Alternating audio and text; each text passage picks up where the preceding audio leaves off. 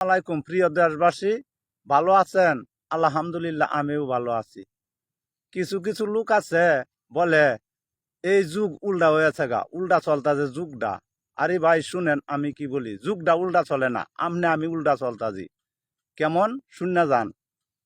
20-30 বছর আগে ঢাকার মানুষ 8টা-9টা বাজলে ঘুমাতে উঠছে, আর গ্রামের মানুষ ফজর আজানের আগে উঠছে, তাহাজ্জুদের নামাজ পড়ছে, ফজরের নামাজ পড়ছে, ফজরের নামাজ পড়ে যার যার বাড়ি ঘরে আমরা মা চাচিরা দেখছি কোরআন শরীফ পড়ছে, বাপ চাচারা। আর এখন বর্তমানে কার বাড়িতে ফজর আজানের আগে উঠে তাহাজ্জুদের নামাজ পড়ে? আর আগের দিনের মানুষ সবাই উঠতো, আর এখন বর্তমানে দেখেন গ্রামের মানুষ উঠে দিনের 8টা-9টা বাজে ঘুমের থেকে, আর ঢাকার মানুষ ফজর আজানের আগে উঠতে জায়গা। কেড়ে উঠে বলতে পারবেন?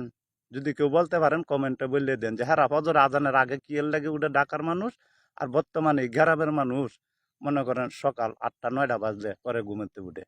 দেখছেন তো, আমরা উল্টা পাল্টা চলি। আশা করি কথা বুঝতে আছেন, ভালো থাকেন।